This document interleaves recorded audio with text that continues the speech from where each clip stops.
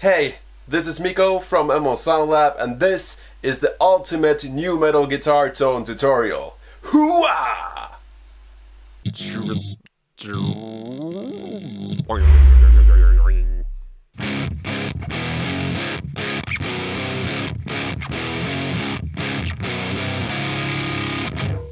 Okay, new metal is back because I say so.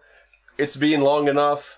Even my mom knows that you're supposed to bash on new metal, so it's not cool anymore. It would actually be more hipster to like new metal, so why don't you be hipster and like new metal again? Because that is way cooler. Okay, seriously though, the sound you just heard is just a basic preset that Amped Dual starts up with. We just released Dual, and this is the sound that you get straight out of the box, but today I wanted to really talk about how to dial in this amplifier to do what it's supposed to do, essentially. And the bands that are notorious for using this amplifier and their guitar tone is essentially based on this amplifier. I'd say Limp Bizkit, Linkin Park, Nickelback, Korn. I do realize that some of those band names may make you cringe, but hey, come on, it's been long enough. You're not hipster if you don't love these bands by now. Let's just dive into it. So this is the preset that it loads up with. And what I really wanted to cover here is that, yes, you can make this amplifier tight by using a drive pedal. Let me quickly demonstrate it. That is not the sound that we're going for here. So what we are going for is this explosive, all notes ringing out huge chord sound. So this is the basic preset that it loads up with again.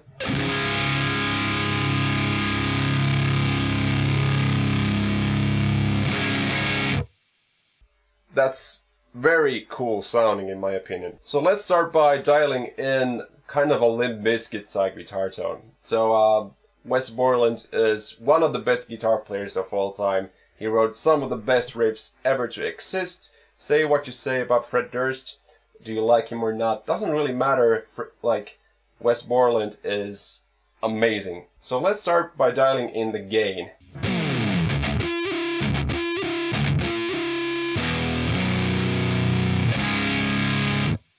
That's not bad really, but I think his guitar tone is even more explosive sounding. So let's see how far we can take the gain. And remember that on this amplifier the gain is very sensitive. So if you push it way up, it'll sound completely compressed. So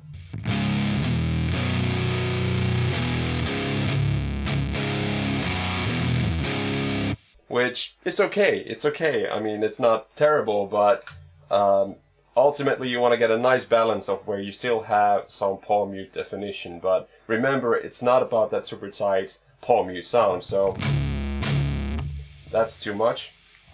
I think still. It's starting to get there. Maybe a little bit more.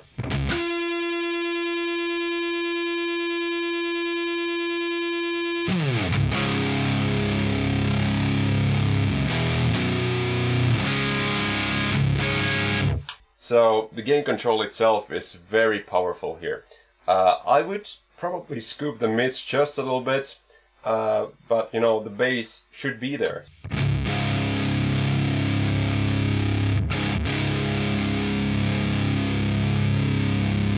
Let's try out what it sounds like.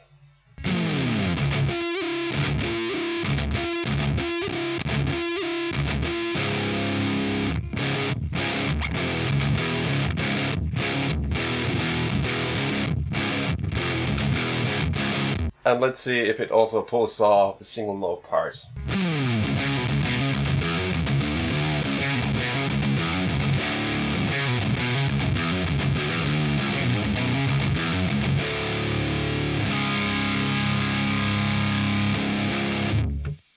So it really wasn't that difficult to get that kind of a sound going.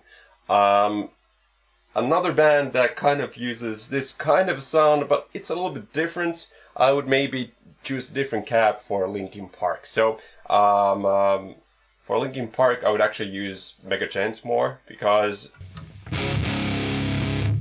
it's not so much actually about the huge low end. It's more about cutting in the mix, and the Mega Change cabinet is actually perfect for that. And let's just see what it sounds like with these settings.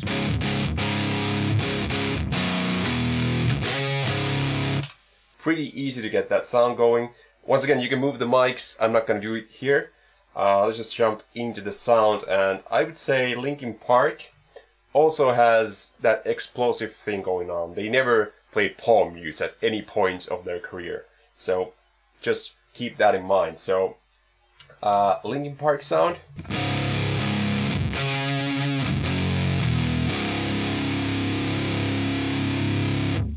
Maybe you don't need to scoop the mids here. I would actually boost them just a little bit, maybe even the presence.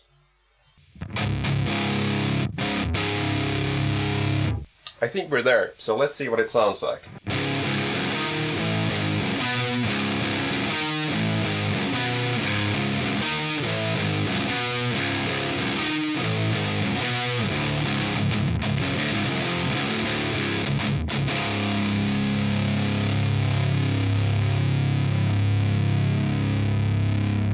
So once again, very simple. You don't really need to push the gain that much, because even at 12 o'clock it's a lot of gain on these amplifiers. Okay, let's look at a different kind of tone that the Dual is very much known for, and let's dive into the Nickelback Tone essentially. So I changed the guitar to a drop guitar, but also because I kind of wanted to show you the kind of difference that you get with different guitars. Obviously Nickelback actually used a PRS, so it would have been more fitting, but I mean everyone was using a PRS back in those days, as they should do now, because PRS guitars are the best guitars on the planet. Anyways, this guitar, this Gibson, is actually much brighter than many of my other guitars. So even though this is tuned in drop C, which is very strange for Gibson, it being a brighter guitar, it actually sounds tighter than the PRS.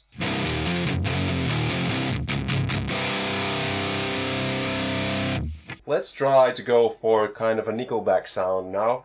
I would say that they don't actually use this much gain.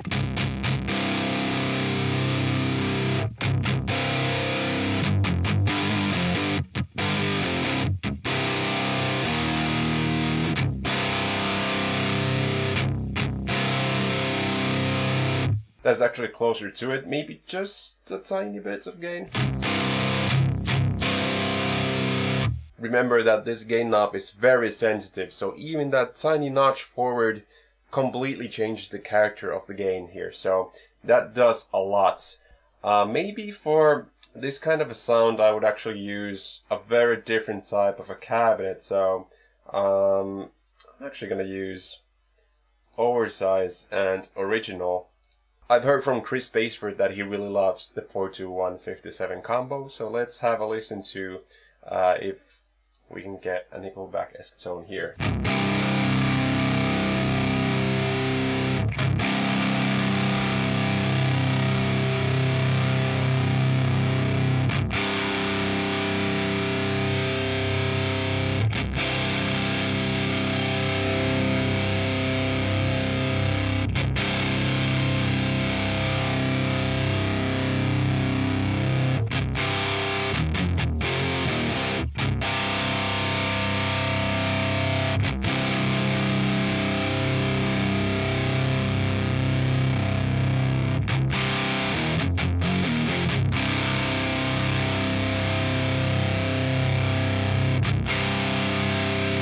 Okay, so that's essentially where I got the mics here. Originally I thought I would place the 57 more to the center, but once I got the 421 in there, I actually felt like it's a much more darker mic up that they use. But yeah, let's start with all the settings at noon and see what we get.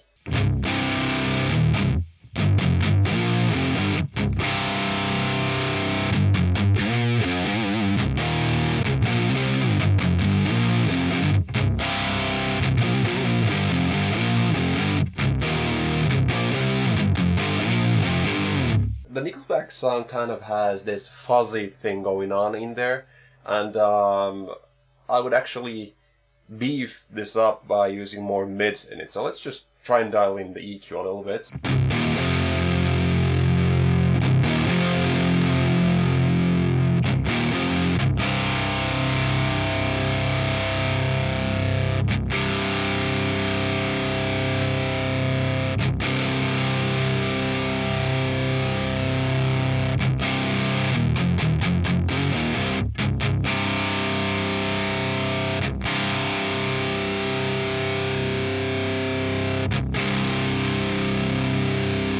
So something like this, I feel like the bass is just perfect with the gain at 12, bass at 12, that's perfect. I think they have more of this middle drive thing going on in the tone. So what I want there to be is when I ring out a big chord, I want it to really have that explosive character to it. So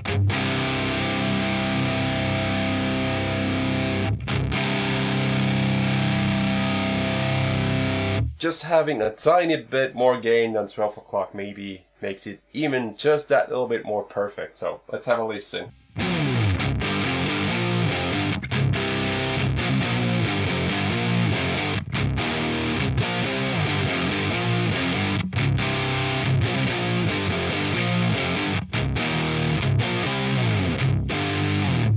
Okay, let's try to get a chord inside guitar tone. So let's just continue with the same exact preset. So this would be the Nickelback Tone in A. That's not gonna do it. So let's jump into the cabinet section here. And quick tip, Mega Original sounds just like Korn. Just so you know, Mega Original, that's the one to go with.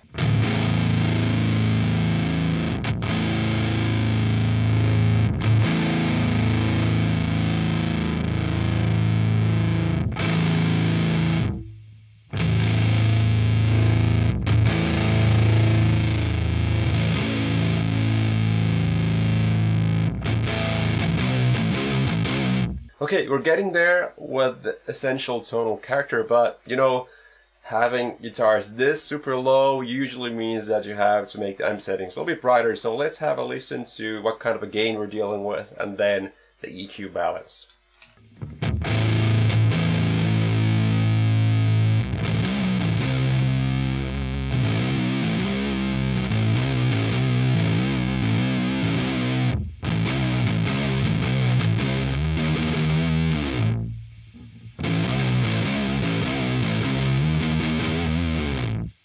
So this would be the opposite of what you do in gens, essentially. When you get genty, you usually lower the gain, so you get super tight tones with low tunings. Here what we're actually doing is we're using even more gain to get even more of that emphasizing low end, huge kind of crushing through the mix. And sorry bass players, you have no place here. That's probably why Korn has that type of bass. Anyways, let's try and make this a little bit brighter.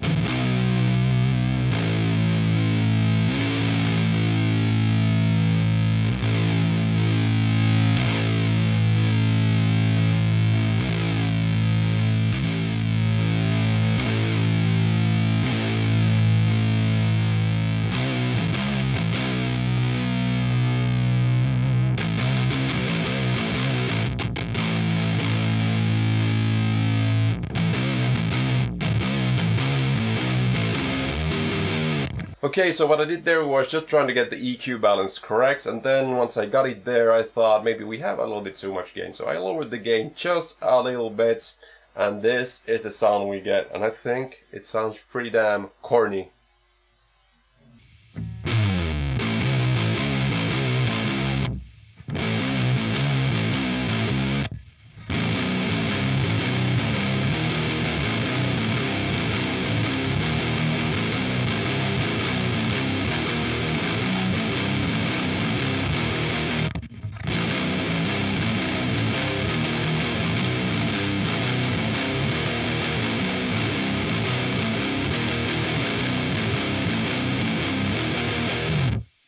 And that's essentially it. So the point I'm trying to get across here is that don't even try and make this something that it's not. Amp Duo is not about your super tight, super genty thing. You can try any other amp sim essentially in our catalog for that. This is not for that. This is for the huge low end, and I feel like it's not been done properly before, and that is why this is one of the best amp sims on the market right now. So go check it out and try and do what it's supposed to do with it. Thanks, and see you guys later. Bye bye. I've been Mikko. Subscribe, like, do all the stuff, helps with the algorithm or something like that. Whatever they say. Bye bye. Cool effects, yeah.